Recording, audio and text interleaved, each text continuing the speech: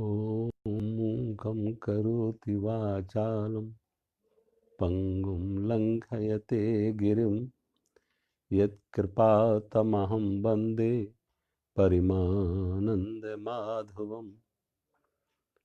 गुरुर्ब्रह्मा गुरुर्विष्णु गुरुर्देवो महेश्वरा गुरु साक्षात् परं ब्रह्म तस्मै श्री गुरुवे नमः।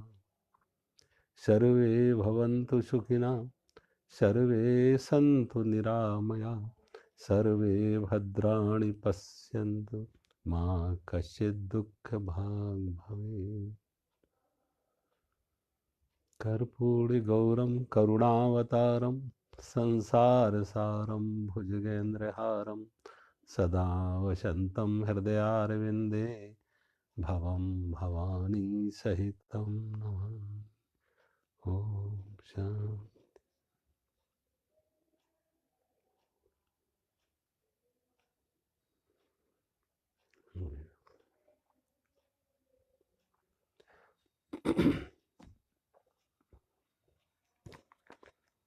अगला श्लोक है अध्याय दूसरा, श्लोक नंबर 71 और 72। विहाय कामान् सर्वान् पुमांश्चरत् निःस्पृहा निर्ममो निरहंकारा सशान्तिमधिगच्छति। भगवान कह रहे हैं, जो पुरुष संपूर्ण कामनाओं को त्याग कर ममता रहित, अहंकार रहित और स्पृहा रहित हुआ विचरता है, वही शांति को प्राप्त होता है। ऐसा ब्रह्म स्थिति पार्थ नैनां प्राप्य विमुह्यति स्थित्वास्यामन्ते कालेपि ब्रह्म निर्वाणमिच्छति।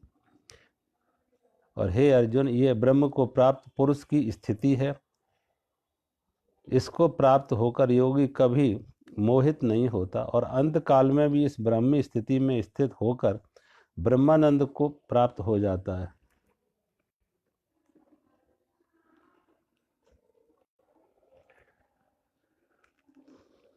तो भगवान कह रहे, स शांति मद गच्छति, उसे शांति की प्राप्ति होती है। और एक और भगवान पहले पीछे भी एक बात कह चुके हैं कि अशांतस्य कुतः सुखम, कि सुख अशांत व्यक्ति को सुख नहीं मिले, जो अशांत है वो दुखी है। और अगर हम सुख चाहते हैं तो हमारी शांत होना शर्त है। बहुत बार ऐसे आपको लगेगा जैसे सुख और शांति पर्यायवाची हो, शब्द दो हों लेकिन अर्थ लगभग उनके एक ही हैं। जो सुखी है वो शांत है, जो शांत है वो सुखी है, और जो दुखी है वो अशांत है, जो अशांत है वो दुखी है। कभी भी आप देखें, हमारे आपके दुख क्या है? मन की अशांति। तो भगवान कहते हैं सशांति मद गच्छति, उसे शांति की प्राप्ति होती है। और हम सब जाने अनजाने जीवन में हम सब की खोज एक ही है, सुख की प्राप्ति, शांति की प्राप्ति। शांति कैसे मिले, सुख कैसे मिले? कोई भी खोज हो, घुमा फिरा के वो खोज अंत में सुख से जोड़ेगी। सुख, धन से, पद से, प्रतिष्ठा से क्या मिलेगा? सुख मिलेगा। सुख मिलेगा, धन से सुख मिलेगा, पद से सुख की है। अशांति के कारण बनाए गए। अब और अशांति के कारण भगवान ने मुख्य रूप से यहां 4 कारण बताए। संपूर्ण कामनाओं का त्याग किया, प्रजिहाति यदा कामान सर्वात् पार्थ मनोगतान, फिर आत्मन्येव आत्मना तुष्टा। वो सुख मान में है, सुख प्रतिष्ठा में है। सुख हमसे बाहर है तो उसे पाने की दौड़ होगी, धन की दौड़ होगी, पद की दौड़ होगी, प्रतिष्ठा की दौड़ होगी। सुख हमसे बाहर है। जैसे मैंने कहा ना, रेगिस्तान में जल की आभास हो रहा है, मृग तृष्णा है कि जल, रेगिस्तान में जल है, चमकती हुई बालू जल का आभास दे रही, तो दौड़ रहा। लेकिन जब उससे एक समझ ये आ जाता कि जल बाहर नहीं है, ये तो आभास है, एक छलावा है, एक इल्यूजन है, उसकी दौड़ रुक जाती। तो जिस समय ज्ञानी को ये समझ आती कि कामना तो हमें बहिर्मुखी कर रही है, धन और मान की तरफ दौड़ाएंगी, और किस लिए धन के लिए तरफ दौड़ाएंगी, मान की तरफ दौड़ाएंगी, इससे सुख मिलेगा, धन से सुख मिलेगा, पद से सुख मिलेगा, मान से सुख मिलेगा, प्रतिष्ठा से सुख मिलेगा, इनसे सुख मिलेगा, शांति मिलेगी। आज जो हम अशांत हैं, वो अशांत क्यों हैं कि धन की कमी है। अशांत क्यों है? पद की कोई कामना है, वो पद हमें नहीं मिला, कोई धन नहीं मिला, कोई मान नहीं मिला, पद नहीं मिला, प्रतिष्ठा नहीं मिली, वस्तु नहीं मिली, व्यक्ति नहीं मिले, जो नहीं मिला तो हम अशांत हो जाते। कोई कामना हमारी पूर्ति नहीं हो पा रही है तो हम अशांत होते, और कामना की पूर्ति होती तो हम शांत हो जाते। कामना की पूर्ति ना होने से हम अशांत है, और कामना की पूर्ति होने से शांत।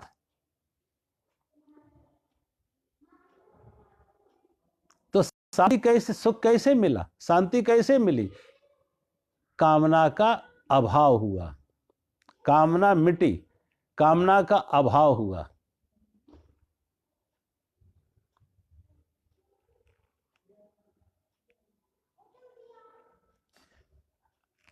मैंने कहा ना, शरीर में कांटा लगा हुआ है, और शरीर में कांटा लगा है तो दर्द है। तो दर्द कैसे मिटेगा? कामना, कांटा निकाल दो। दर्द कैसे मिटेगा? कांटा निकाल दो। कांटा निकला तो दर्द गया, दर्द मिट गया। अब करते हम क्या है, एक कांटा निकाल दिया, दर्द हटा, लेकिन दूसरा लगा देते, तीसरा लगा देते, हम बार बार लगाते, कोई और नहीं लगाता, हम खुद ही लगाते।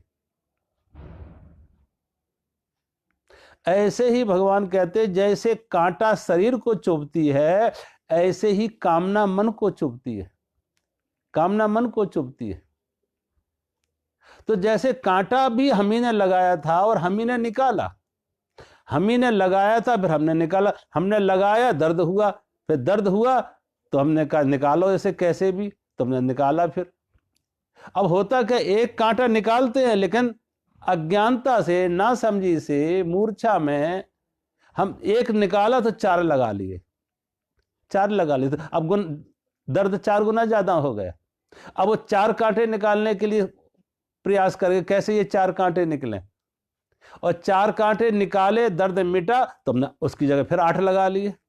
ये अज्ञानता है, ये मूढ़ता है, ये मोह है, ये विक्षेप है, ये विक्षिप्तता है। ये सब कुछ जो हो रहा है, एक मूर्छा में हो रहा है, एक बेहोशी में हो रहा है। जो समझदार है, जिन्हें होश आ गया, जो जाग गए, वो हंसते हैं कि ये व्यक्ति खुद कांटा लगा रहा, रो रहा, और फिर एक निकाला, दर्द मिटा तो 2 लगा लिए, और 2 निकाले तो 10 लगा लिए।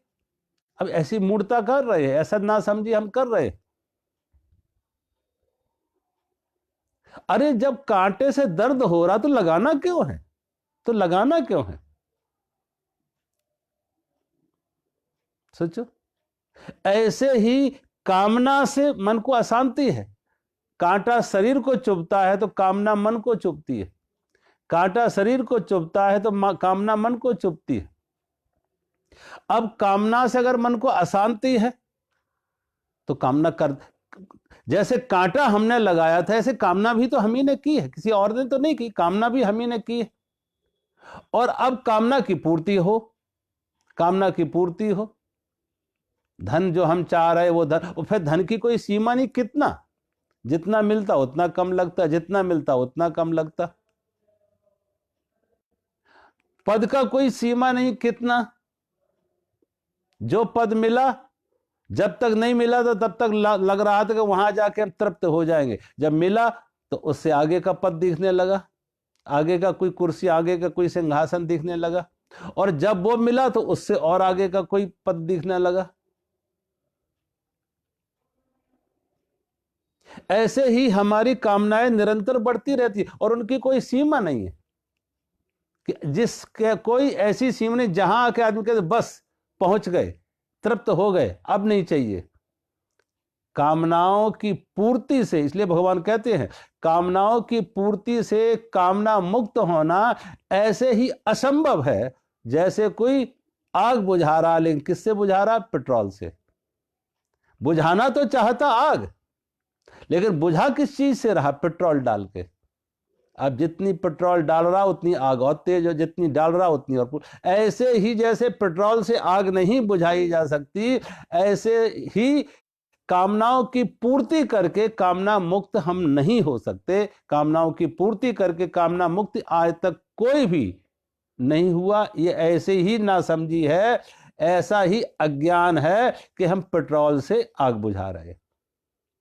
इसलिए भगवान ये नहीं कह रहे कामना की पूर्ति करो, भगवान ये कह रहे कामना का त्याग करो। जो कामना की पूर्ति से कामना मुक्त हुए थे, जो कामना की पूर्ति से हम कामना मुक्त हुए थे, कांटा निकला था, वही भगवान कहते कांटा लगाओ मत। कांटा लगाओ ही क्यों? कांटा लगाओ फिर निकालो, तो कांटा लगाओ ही मत। तो भगवान कहते कामना करो फिर कामना की पूर्ति करो, तो कामना करो ही मत। इसलिए भगवान ये नहीं कह रहे कामना की पूर्ति करो, ये नहीं कह रहे कांटा निकालो। हम सब करते कि कांटा निकालते हैं, पहले लगाते फिर निकालते, लेकिन भगवान कहते हैं अरे बाबा कांटा लगाओ ही मत, तो दर्द हो गई नहीं, निकालने की बात कहां आती। कामना करो ही मत, कामना करो ही मत, तो कामना की पूर्ति की बात कहां आती? वही अवस्था है, कामना से मुक्त हो। अगर कामना ना की जाए तो कामना से मुक्त हैं, और जब कामना से मुक्त हैं तो भगवान कहते फिर अशांति कहां है? अशांति का कारण क्या है? कामना। जीसस क्राइस्ट एक कहानी कहते थे कि किसी एक जमींदार के खेत में, कोई घास पात के, पतवार के बीज फेंक जाता और फसल नष्ट हो जाती। उसने तो उसमें गेहूं लगाया था, लेकिन कोई घास के बीज फेंक जाता, पतवार के, घास पात के पतवार के बीज फेंक जाता और फसल नष्ट हो जाती। उस जमींदार को बड़ी चिंता होती कि ये कौन कर रहा है। उसने उसके ऊपर तमाम पहरेदारी की, रखवाई कि पहरेदार रखो, जानकारी लो कि कौन हमारे साथ ये गुनाह कर रहा है, ये अन्याय कर रहा, कौन हमसे वैर मान रहा है, कौन हमसे दुश्मनी मान के मेरे खेत को, फसल को नष्ट कर रहा है, खेत में घास के बीज फेंक के, खार पतवार के बीज फेंक के, कौन हमारी फसल को नष्ट कर रहा। उसके ऊपर उसने पहरेदारी लगवाई। एक पहरेदार की जगह दूसरे तीसरे कई पहरेदार खड़े किए कि जानकारी लो कि कौन कर रहा है। एक दिन जो पहरेदारों का हेड था, उसको आके एक पहरेदार ने बताया कि ये जमींदार के खेत में घास पात के बीज कौन फेंकने आता। और उसने जाके बताया अपने ऊपर के जो रखवाली करने वाला उसका हेड था, उसको जाके बताया और कहा देखो ये अपना मालिक खुद ही आके घास के बीज फेंकता है, ये मालिक खुद ही आके घास के बीज फेंकता है, लेकिन जब वो आता है तो उसके देखने से ऐसे लगता है कि वो होश में नहीं है, वो किसी नशे में है, वो किसी मूर्छा में है, वो किसी बेहोशी में है। कोई और नहीं फेंकता है, वो मालिक खुद ही फेंकता है, खुद ही घास पात के पतवार के फेंकता है और खुद ही फिर दुखी होता है। लेकिन जब वो करता है, फेंकता है, तो उसके आने से, चाल ढाल से ऐसा लगता है जैसे किसी मूर्छा में कर रहा है, किसी बेहोशी में कर रहा है।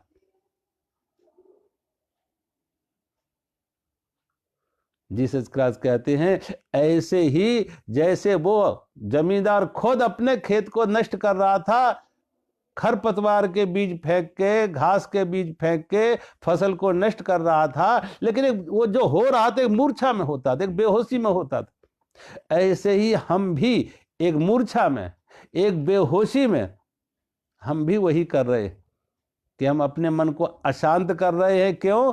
ये खरपतवार के बीज फेंक के, खरपतवार के बीज फेंक के, घास पात के बीज फेंक के, अशांति के बीज फेंक के। और जब हम अशांत होते हैं तो हम चिल्लाते हैं, अशांत कैसे सुख में, कैसे अशांति दूर हो, कैसे अशांति दूर हो। तो हम खुद कामनाएं करते हैं और फिर उन कामनाओं से हम पीड़ित होते हैं, कामनाओं के कांटे लगाते हैं और फिर हम खुद अशांत होते हैं, दुखी होते हैं। इसलिए भगवान कहते हैं अर्जुन अगर शांति पाना है तो शांति में भगवान पहली बात कह रहे विहाय कामान, विहाय कामान, कामनाओं का त्याग, विहाय कामान सर्वान, संपूर्ण कामनाओं का त्याग। और शुरू में भी भगवान ने यही कहा था प्रजिहाति यदा कामा सर्वान पार्थ मनोगत। शुरू में भी यही कहा था कि हमें बहिर्मुखी कौन कर रहा है, अंतर्मुखी होने से कौन रोक रहा है, दीवार कौन सी है, अवरोध कौन सा है, रुकावट कहां है। भगवान ने कहा था कामनाओं का। और जब कामनाएं हटी तो बहिर्मुखी मन अंतर्मुखी हो जाता, आत्मन्येव आत्मना तुष्टा, अपनी ही आत्मा से जुड़ जाता, वो अपनी ही आत्मा में तृप्त हो जाता। तो भगवान यहां भी वही बात कही विहाय कामान सर्वान, जिसने अपने मन की संपूर्ण कामनाओं को त्याग कर दिया। और जब कामनाओं का त्याग किया तो और क्या हुआ आगे, विहाय कामान सर्वान पुमांस चरत निष्प्रहा, स्प्रहा रहित हो जाता, निर्ममो निरहंकारा, ममता मुक्त हो जाता, अहंकार मुक्त हो जाता। ऐसा व्यक्ति जो कामनाओं का त्याग किया है, स्प्रहा रहित, ममता रहित, अहंकार रहित।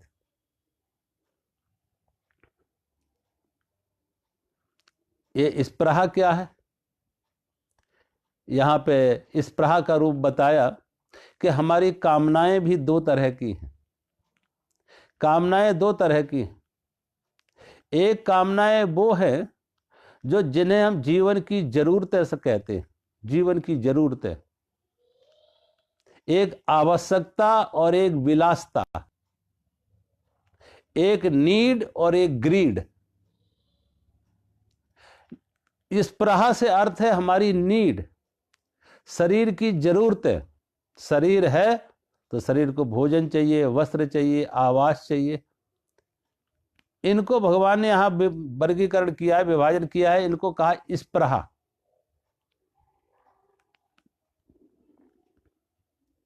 अब क्या उसको जीने के लिए भोजन नहीं चाहिए, वस्त्र नहीं चाहिए, रहने कोई जगह नहीं चाहिए? भगवान तो कहते स्प्रहा रहित, उसे स्प्रहा भी ना हो।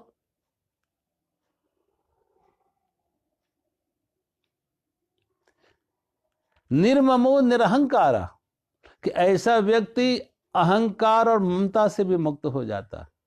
जब व्यक्ति मैं और मेरे से, और सबसे बड़ी बात तो मुख्य तो अगर असल में देखो, इस सब का रूट जो है, रूट कॉज, इसका मुख्य जो कारण है, मूल कारण, वो मूल कारण क्या है? अहंकार, मैं। और मैं ये क्या है?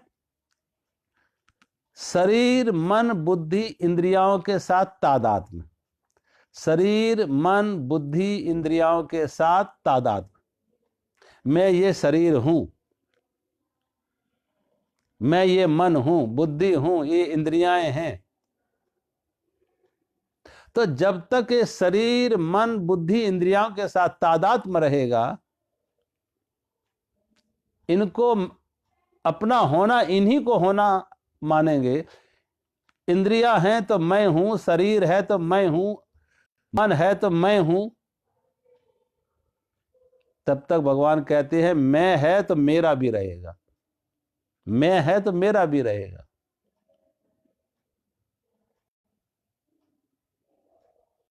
अब जब तक ये तादात्म्य है कि ये मैं हूं, तो स्वाभाविक है उसे शरीर को जीवित रखना है। और शरीर को स्वस्थ रखना है, जीवित रखना है, तो शरीर के लिए भोजन चाहिए, वस्त्र चाहिए, आवास चाहिए।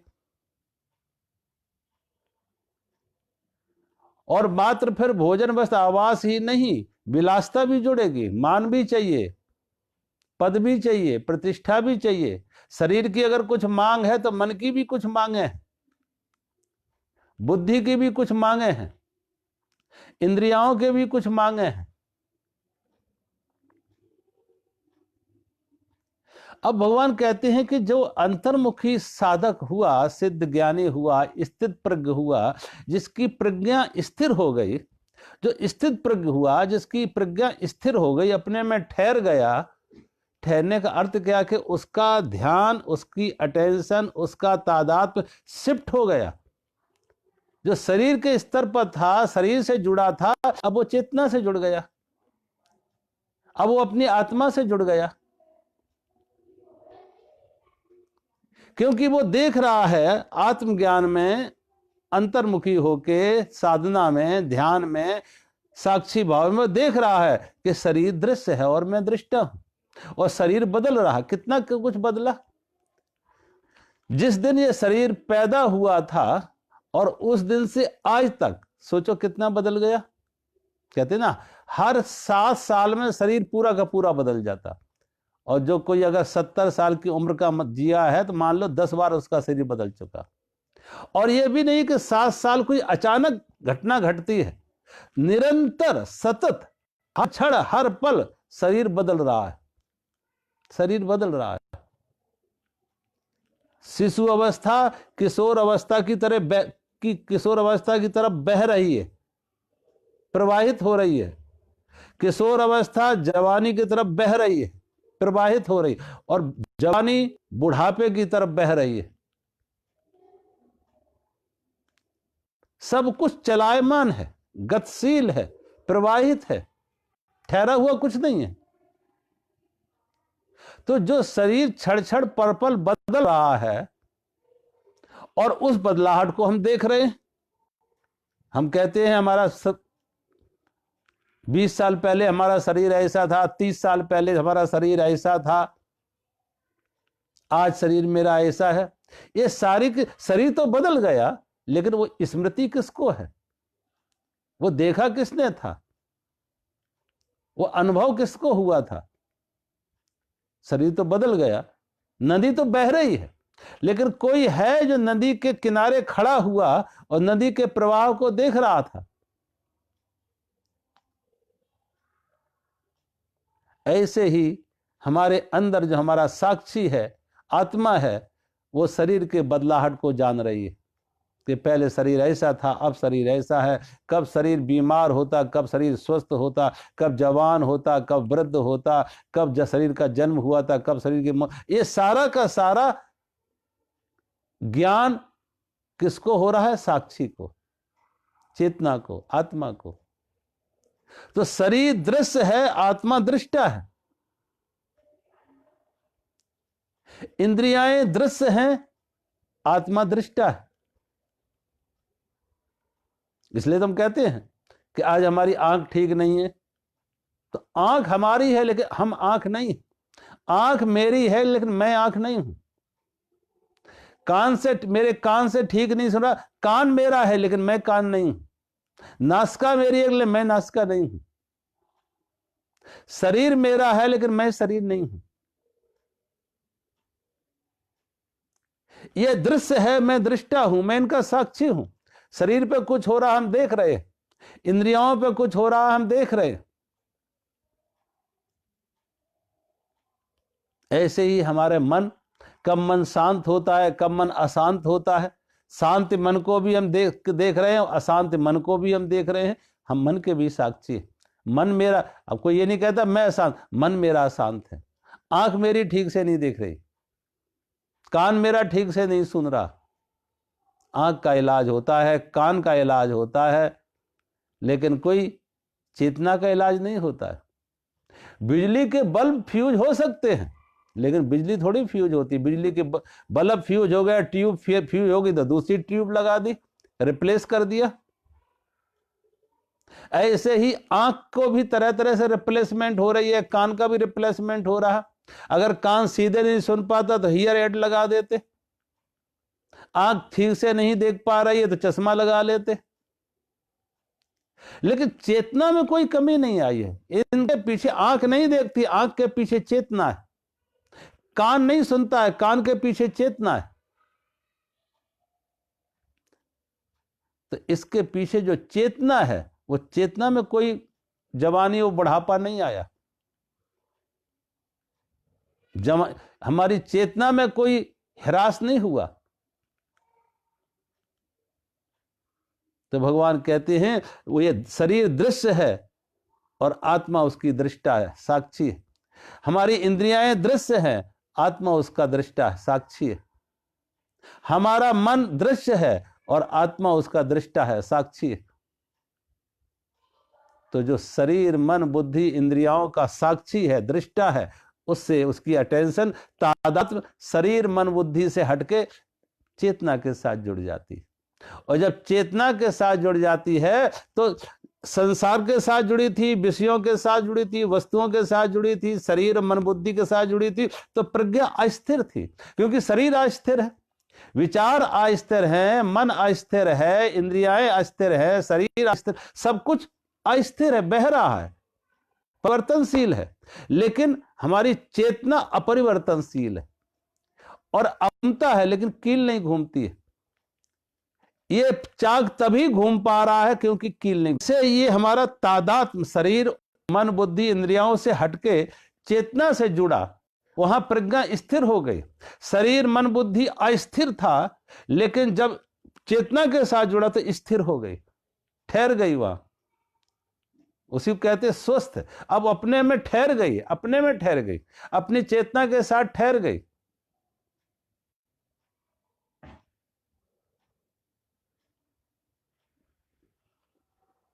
और जब अपनी चेतना के साथ प्रज्ञा हमारी ठहर जाए, स्थित प्रज्ञा का भाव आ जाए, तादात्म्य शरीर से हटके चेतना के साथ हो जाए, आत्मा के साथ हो जाए तादात्म्य, कि मैं शरीर नहीं, मैं चेतना हूं, मैं आत्मा रूप में हूं, तो अहंकार नष्ट हुआ, अहंकार खत्म हुआ, मैं खत्म हुआ।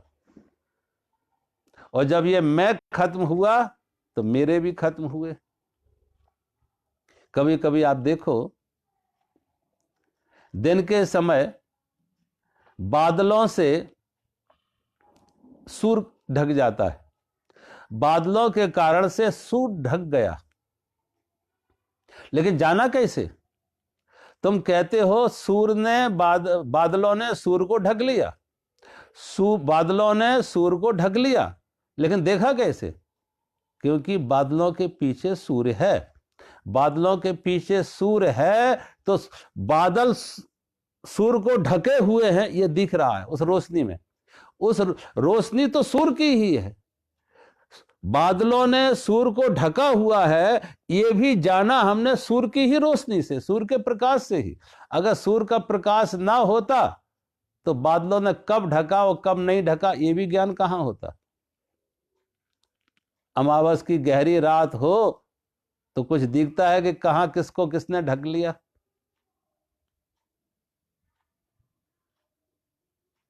ये बादलों ने सूर्य को ढक लिया, ये ज्ञान भी कैसे हुआ? सूर्य की रोशनी के कारण से। क्योंकि बादलों के पीछे भी तो सूर्य का प्रकाश है, तभी तो दिख सका कि अब ढक लिया और अब बादल अलग हो गए। ऐसे ही हमारे चेतना को कामनाओं से वासनाओं से ढक जाती हैं, लेकिन ये जानने वाला भी तो चेतना ही है कि कामनाओं ने, अहंकार ने, ममता ने, मेरे तेरे ने हमारे मन को अशांत किया, चेतना को ढका। ये जानने वाला तो उसे जाना कैसे? उसके लिए भी तो होश चाहिए, उसके लिए तो प्रकाश चाहिए। और वो प्रकाश कौन था? हमारी चेतना के प्रकाश से ही हमने मालूम किया कि हमारा अशांति का कारण क्या है, कि हमारा कामना, हमारी स्पृहा, हमारा अहंकार, मैं, और मैं को गलत जगह हमने रख दिया। जो अहंकार को हमें मैं को चेतना के साथ जोड़ा था। ज्ञानी अज्ञानी के यही फर्क है कि ज्ञानी ने अपने मैं को आत्मा के साथ जोड़ा तो प्रज्ञा स्थिर है, और जिसकी प्रज्ञा स्थिर है उसकी कामनाएं छूट गई, छोड़ना नहीं पड़ी, छूट गई। नए पत्ते आए तो पुराने झड़ गए, झाड़ने नहीं पड़े, झड़ गए, अपने आप गिर गए। जिस समय आत्म अनुभूति होती है, आत्मनिष्ठा होती है, तत्व का ज्ञान होता है, प्रज्ञा स्थिर होती है,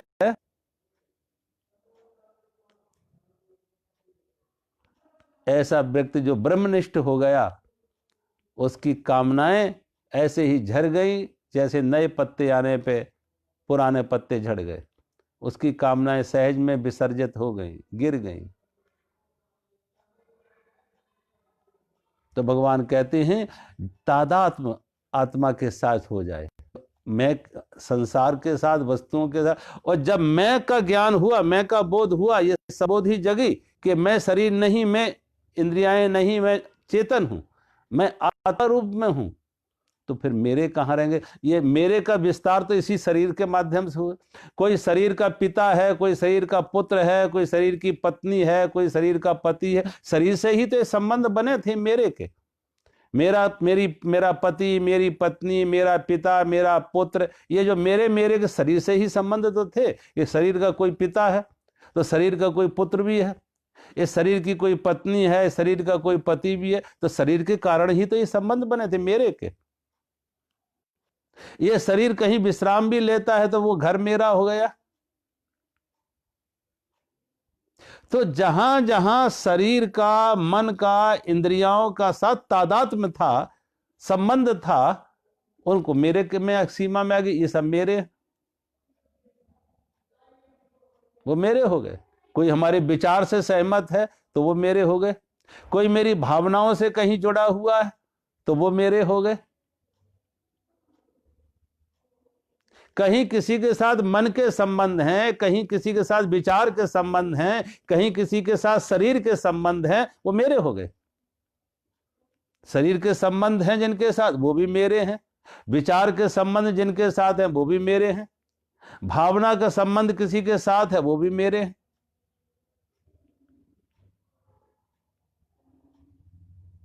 अब सोचो, हम कहते हैं ये देश मेरा है, ये मेरा देश, भारत देश मेरा देश, तो यहां क्या है?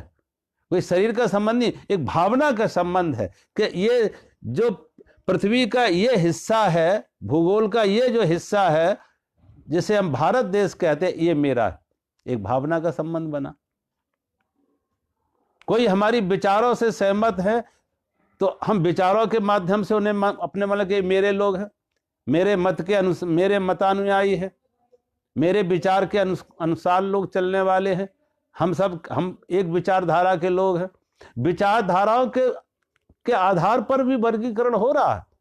कम्युनिस्टों की विचारधारा, पूंजीपतियों की विचारधारा, समाजवादियों की विचारधारा। अब विचारधारा के तौर पर लोग जुड़ते हैं, मेरे हो जाते हैं। भावना के स्तर पर लोग मेरे हो जाते हैं, और शरीर के स्तर पे तो लोग मेरे होते हैं कि ये मेरे। तो भगवान कहते हैं अगर मैं को ही हमने गलत जगह रखा है, मैं को ही हमने गलत जगह रखा है, तो मेरे के संबंध वही होंगे, मेरे का संबंध भी आएगा। और जिस दिन मैं गलत जगह से सही जगह आ गया, शरीर मन बुद्धि से हटके उस मैं को चेतना के साथ जोड़ दिया, आत्मा के साथ जोड़ दिया, तो अब वो मैं खाली चेतना तक सीमित नहीं रहा, वो मैं सब में व्याप्त हो गया। अगर हमने लहर से हटके सागर को मैं मान लिया, बूंद सागर में मिली तो उसने अपने को लहर ना मान के सागर मान लिया कि मैं सागर हूं, तो अब हर लहर में सागर है। अब किसी के साथ फिर मेरे का संबंध नहीं रहेगा, मैं का संबंध रहेगा। फिर वो ये नहीं कहेगा ये लहर मेरी है, वो कहेगी मैं ही हूं। हर लहर में मैं हूं, हर लहर में सागर है, हर लहर में सागर। ऐसे ही आत्मज्ञानी होता, आत्मनिष्ठ होता, ब्रह्मनिष्ठ जो होता, स्थित प्रज्ञ जो होता, उसका मेरा खत्म हो जाता, क्योंकि उसका मैं फिर वो अहम ब्रह्मास्मि कहेगा कि सारे सृष्टि में जो व्याप्त है परमात्मा, वही तो मैं हूं। एक सागर के ही अनेक रूप हैं, चाहे वो लहरों के रूप में हो, तरंगों के रूप में हो, बुदबुदे के रूप में हो, एक ही सागर के अनेक रूप हैं। ऐसे ही आत्मज्ञानी ब्रह्मनिष्ठ स्थित पर कहेगा कि सारा सृष्टि मेरा ही तो विस्तार है, मेरा ही तो फैलाव है, मेरे ही तो ये सब रूप है। उसके लिए मेरा खत्म हो जाता है, मैं उसका व्यापक हो जाता, उसका मैं व्यापक हो जाता। इसलिए उसकी भाषा क्या होती, अहम ब्रह्मास्मि, कि मैं ही इस विराट में जो विस्तार में देख रहे वही मैं हूं। तो संकीर्ण जो मैं था वो खत्म हो गया, व्यापक हो गया, और फिर मेरा खत्म हुआ, मेरा रहा ही नहीं। मेरे का अर्थ है कोई दूसरा है जिसके साथ हम रिश्ता बनाते हैं, संबंध बनाते हैं, तो मेरा कोई रहा ही नहीं, सब मैं हो गया, सब मैं ही मैं हो गया, मेरा नहीं रहा। तो भगवान कहते ऐसा व्यक्ति निर्ममो निरहंकारा, ऐसा व्यक्ति अहंकार मुक्त हो जाता है, ममता से मुक्त हो जाता है।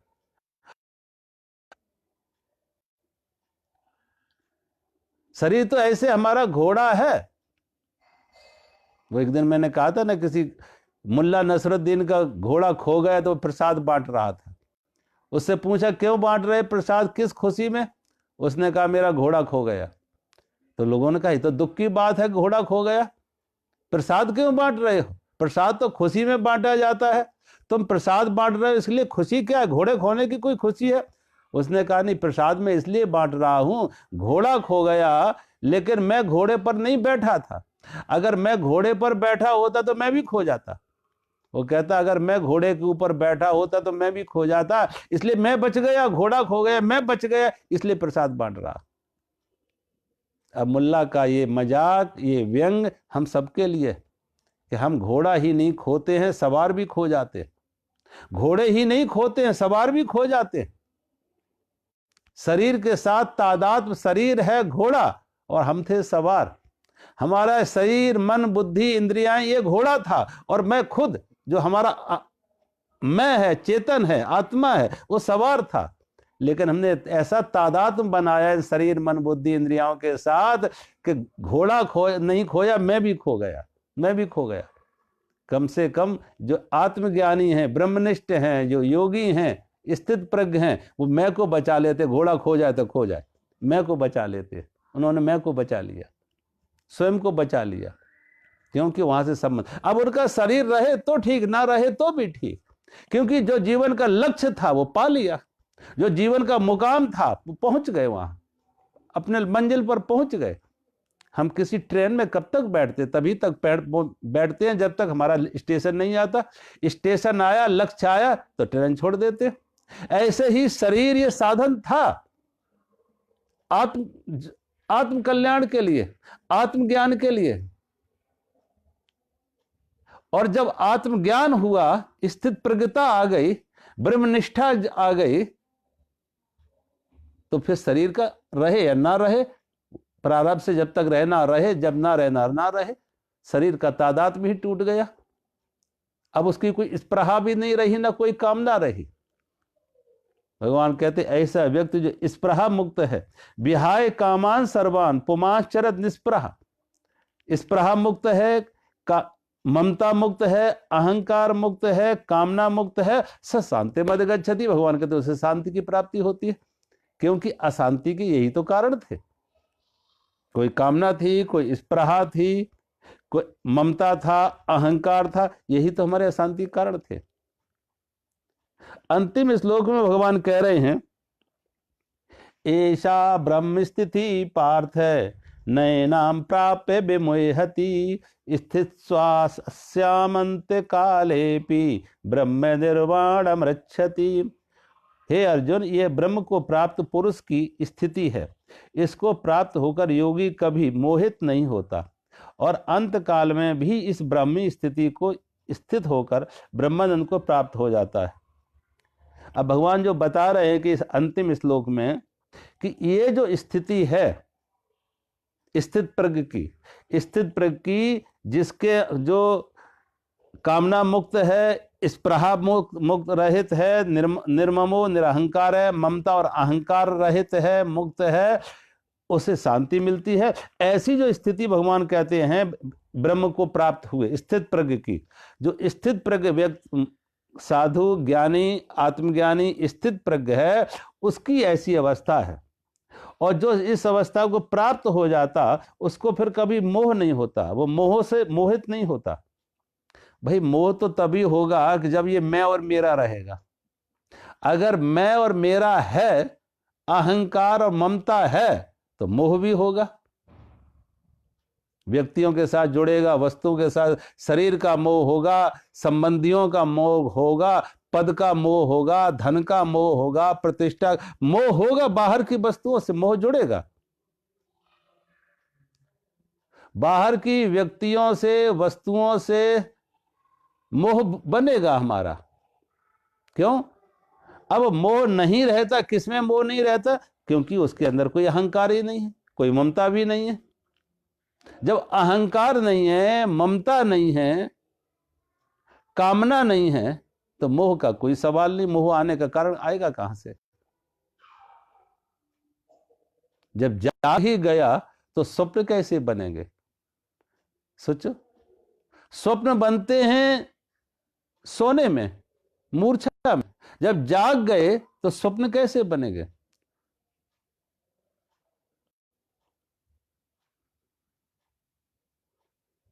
मोह निशा सब सो बनहारा।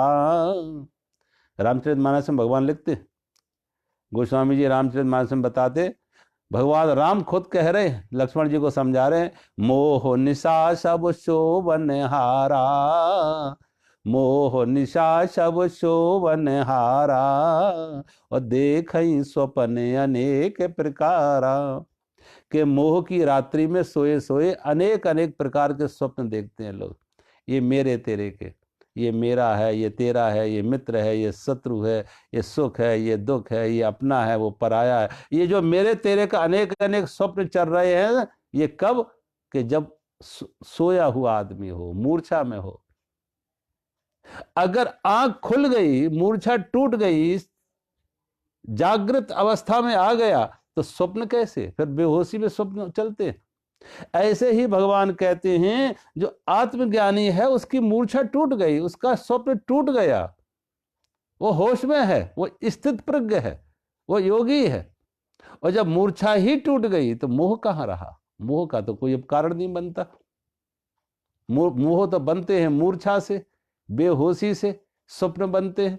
अब जाग गया तो मूर्छा टूट गई, अब मोह होने का कोई कारण नहीं। और जिसको मोह ना हो, भगवान कहते हैं, अगर अंत काल में भी इस स्थिति को वो पाले, अंत काले, तो भी भगवान कहते हैं उसे ब्रह्मानंद की प्राप्ति हो जाती है।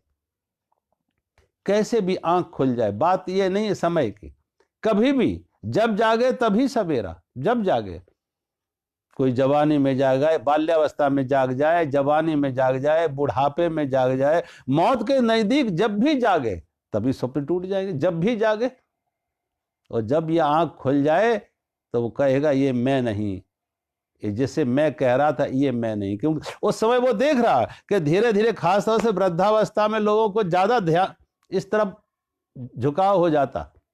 वृद्धावस्था में खास तौर से व्यक्तियों को ज्यादा धर्म की तरफ, साधना की तरफ ज्यादा रुचि हो जाती है, क्योंकि जवानी चली गई। और जब जवानी गए तो जवानी का जो जोश था, जवानी की जो कामनाएं थी, जवानी के जो स्वप्न थे, वो टूट गए। जवानी के स्वप्न, जवानी की नींद ज्यादा गहरी होती है, जवानी की नींद ज्यादा गहरी होती है, और जवानी के स्वप्न ज्यादा बड़े बड़े होते हैं। लेकिन जब जवानी भी गई तो जवानी के स्वप्न भी गए। अब बुढ़ापा आया तो वो समझ रहा है आज नहीं तो कल ये सब छूटने छिनने वाला है। जब जवानी छूट गई, हाथ से चली गई, तो आज जो है ये भी कल छूटने छिनने वाला। ये धन भी छूटेगा, ये पद भी छूटेगा, ये शरीर भी छूटने वाला है। और जो छूटने ही जा रहा है, अगर उसे बोध आ जाए कि जो छूटने ही जा रहा है, आज नहीं कल तो ये गंगा सागर में विलय होने जा रही, ये जीवन मौत में विलय होने जा रहा है, ये जीवन मौत में विलय होने जा रहा है, ये शरीर मौत में विलय होने जा रहा है, ये गंगा सागर में मिलने जा रही है। स्वेच्छा से छोड़ दो। जो कल मौत छिनाए उसे स्वेच्छा से छोड़ दो। ज्ञानी वही हैं जो स्वेच्छा से छोड़ देते। और छोड़ने का अर्थ ये नहीं है कि कहीं भाग जाओ, छोड़ने का इतना ही अर्थ है जाग जाओ, बस जाग जाओ कि ये मेरा नहीं है। वो है तो ठीक है, वो ना रहे तो भी ठीक है, जाग जाओ। उनकी पकड़ अंदर से, मन से पकड़ खत्म कर दो। जो मन का आकर्षण था, मन का तादात्म्य था, मन की पकड़ थी, वो खत्म हो जाए। और भगवान कहते जब अंत में भी अगर आ जाए, अगर अंतिम समय में भी आ जाए, तो भी वो ब्रह्मानंद की प्राप्ति। ऐसे व्यक्ति को विदेह मुक्ति, दोबारा जन्म नहीं होगा। कि जन्म के लिए कोई कामना चाहिए, कोई वासना चाहिए, कोई मांग चाहिए। अब उसकी कोई मांग नहीं, उसकी कोई कामना ही नहीं, तो दूसरा जन्म कैसे उसका होगा? ऐसा व्यक्ति जीवन काल में हो जाए, जीवन काल में हो जाए तो जीवन मुक्त है। जीवन काल में, जवानी में हो जाए, जीवन में हो जाए, ज्ञान आ जाए, होश आ जाए, स्वप्न टूट जाए, तादात्म्य टूट जाए, तो वो जीवन मुक्त हो गया, जीवन मुक्त हो गया, दुखों से मुक्त हो गया। और अगर अंत में भी आ जाए, अंत में भी आ जाए, देखा मरने के नजदीक भी आ जाए, ये होश, ये स्वप्न टूटे, ये तादात्म्य टूटे संसार का, तो भगवान कहते तब भी उसको दूसरा जन्म का कोई कारण नहीं रहा, कि विदेह मुक्त हुआ, क्योंकि अब उसकी कोई कामना नहीं रही, कोई वासना ना रही। भगवान कहते ऐसे व्यक्ति अंतिम समय में भी हो तो उसे ब्रह्मानंद की प्राप्ति हो जाती है। जो विषयानंद में पड़ा था, जो भोगानंद में पड़ा था, वो ब्रह्मानंद में पहुंच जाता। क्योंकि संसार के विषयों में बहुत भोग सुख खोजे, आनंद खोजा, विषयों में आनंद खोजा, भोगों में आनंद खोजा, लेकिन मिला कहीं कुछ नहीं। मिला तो खाली मृग तृष्णा, मिला तो रेत, मिली तो बालू। लेकिन वहीं से विषयानंद, भोगानंद से उसका हटके, उसका मन अंतर से जुड़ा, अपनी चेतना से जुड़ा, अपनी आत्मा से जुड़ा, तो ब्रह्मानंद की प्राप्ति हो जाती है उसे।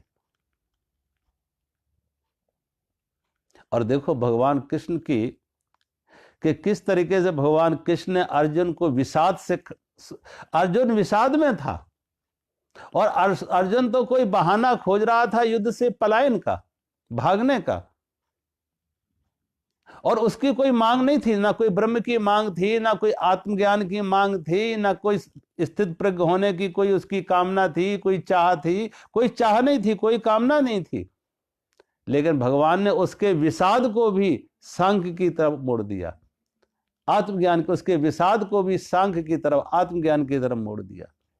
क्योंकि घुमा फिरा के, आप देखें, घुमा फिरा के जितनी भी संसार की मांग है, चाह है, घुमा फिरा के वो मांग है ही परमात्मा की मांग है, परमात्मा की ही चाह। कोई ऐसा व्यक्ति नहीं मिलेगा इस सृष्टि में, कोई ऐसा नहीं मिलेगा जो दुख खोज रहा हो। हर व्यक्ति सुख खोज रहा है, सुरक्षा खोज रहा है, आनंद खोज रहा है। हर व्यक्ति, कोई मरना नहीं चाहता है, कोई नहीं मरना चाहता है। एक कीट पतंग को देखो, वो भी नहीं मरना चाहता। हम आप कोई मरना नहीं चाहते। अब जो मरना नहीं चाहते हैं वो क्या है? वो खोज किसकी है? वो खोज है सत्य की, खोज है सत्य की खोज। ऐसा जीवन जो अमृत हो, जिसमें मौत ना हो, ऐसा जीवन जिसकी मौत ना हो। और मौत किसकी नहीं होती है? मौत उसी की नहीं होती जिसका जन्म नहीं है। इसलिए भगवान कृष्ण कहते हैं न जायते मृतेवा कदाचित, मेरा कभी जन्म हुआ तो मेरी मौत भी नहीं होगी। और भगवान इशारा कर रहे अर्जुन की तरफ भी कि अर्जुन वही तू भी है, तेरा कभी जन्म नहीं हुआ, तेरी कभी मौत भी नहीं होगी। और सामने जो दिख रहे हैं राजे महाराजे, गुरु द्रोणाचार्य जी हो, भीष्म पितामह हो, ये भी वही है कि इनका कभी जन्म नहीं हुआ, इनकी कोई मौत नहीं हुई। शरीर को मत देखो, जो शरीर के अंदर छिपा हुआ अशरीरी, जो शरीरी छिपा हुआ है, परमात्मा छिपा हुआ है, चेतना है, रूप के पीछे अरूप जो छिपा हुआ है, दृश्य के पीछे अदृश्य जो छिपा हुआ है, उसे पहचानो। उसका जन्म नहीं, उसकी मौत नहीं। हर व्यक्ति कोई मरना नहीं चाहता। न मरने का जो अंदर से भाव है वो सत्य की खोज है, परमात्मा की खोज है। धन की जो खोज है धन धन के लिए धन नहीं चाहता आदमी। धन मिलेगा तो तृप्ति मिलेगी, धन मिलेगा तो सुख मिलेगा, धन मिलेगा तो तृप्ति मिलेगी। और वो तृप्ति धन से नहीं, वो तृप्ति, खोज तृप्ति की है, खोज सुख की है, धन की खोज नहीं है। खोज तृप्ति की है, खोज सुख की है, खोज संतोष की है। लेकिन वो खोज हम गलत जगह में खोज रहे हैं। वो तृप्ति कहाँ मिलेगी? विषयों में, वस्तुओं में नहीं मिलेगी। वो धन में, मान में नहीं मिलेगी, अपने अंदर से मिलेगी। वो भी आत्मा की खोज है। धन की खोज आत्मा की खोज है, पद की खोज आत्मा की खोज है, अमृत की खोज आत्मा की खोज। आदमी जो भी खोज रहा है वो खोज तो परमात्मा की है, खोज अपनी आत्मा की है, वो सत्य की है, आनंद की है, सुख की है। लेकिन खोज गलत जगह रहा और मिलने वाली है नहीं। आज तक किसी ने नहीं कहा कि धन पाके कोई तृप्त हुआ हो, पद पाके कोई तृप्त हुआ हो, संसार की वस्तु व्यक्ति पाके कोई तृप्त हुआ हो। अंदर का जो अभाव है, अंदर की जो रिक्तता है, अंदर का जो खालीपन है, जो रिक्तता है, अभाव है, हम बाहर से उसे भरना चाहेंगे, धन से, पद से, प्रतिष्ठा से, लेकिन कभी भरा ना जा सका, किसी का भी नहीं भरा जा सका।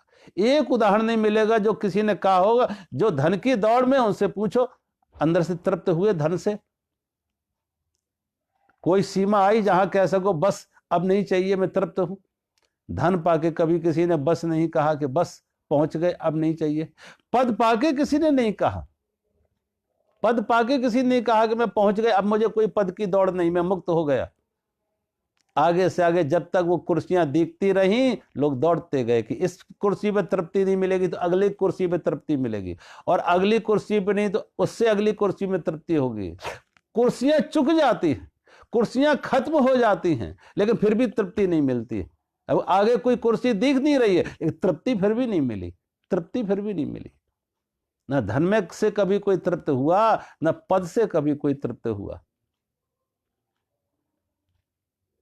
देखो कितनी कथाएं हैं कि जो यहाँ के राजा थे, छोटा राज था तो बड़ा बड़ा राज हो, चक्रवर्ती राजा बन जाए, पूरी पृथ्वी पर हमारा राज्य हो, और चक्रवर्ती राजा बन गए तो इंद्र का इंद्रासन हमें चाहिए, क्योंकि इंद्र के पास ज्यादा सुविधा है, वो सुख ज्यादा है, स्वर्ग का राजा है, तो इंद्र का इंद्रासन भी मुझे चाहिए। लेकिन इंद्रासन पाके कोई इंद्र भी कभी सुखी हुए? सोचो, वो इंद्र भी बेचारे भटकते हैं सुख के लिए। तो भगवान कहते हैं हमारी खोज गलत जगह है। संसारी और सन्यासी में यही फर्क है, ज्ञानी और अज्ञानी में यही फर्क है कि ज्ञानी बार बार धोखा खाता है लेकिन फिर भी दौड़ होती। अज्ञानी बार बार रेगिस्तान में दौड़ रहा, पानी मिलेगा पानी मिलेगा, वहां दिख रहा वहां दिख रहा, और मिलता कभी नहीं। लेकिन ज्ञानी वो है, ये तो अपने अनुभव से सीख लो, ना दूसरों के अनुभव से सीख लो तो और अच्छा है। और दूसरों के अनुभव से ना सीखो कि वो दौड़े, उन्हें कुछ नहीं मिला तो हमें कहां मिलेगा। दूसरों के अनुभव से ना सीखो तो अपने अनुभव से सीख लो कि इतनी दौड़ चुके, इतनी उम्र बिता दी, इतना समय बिताया, इतनी शक्ति लगाई, पाए क्या? कुल मिला के क्या पाया? इतनी उम्र जिए, इतना समय लगाया, इतनी शक्ति लगाई, पाया क्या? कुछ लेखा जोखा कर लो, कुछ अपने ही जीवन की ऑडिट कर लो कि जो पाना चाहते थे वो पाया। जिस मंजिल पर पहुंचने का लक्ष्य था कि उस मंजिल पर पहुंचे, उस गंतव्य पर पहुंचे, उस डेस्टिनेशन पर पहुंचे, कि वो डेस्टिनेशन मिला, वो लक्ष्य मिला, वो गंतव्य मिला, वो मंजिल मिली। जो सुख का, संतोष का, तृप्ति का लक्ष्य था, मंजिल था, मुकाम था, क्या वो सुख, शांति, संतोष के मंजिल पर पहुंचे? कह सकते हैं कि अब मैं पहुंच गया, संतोष मिल गया, सुख मिल गया, तृप्ति मिल गई? और अभी भी नहीं मिली तो और आशा, और भी अभी आशाएं हैं क्या?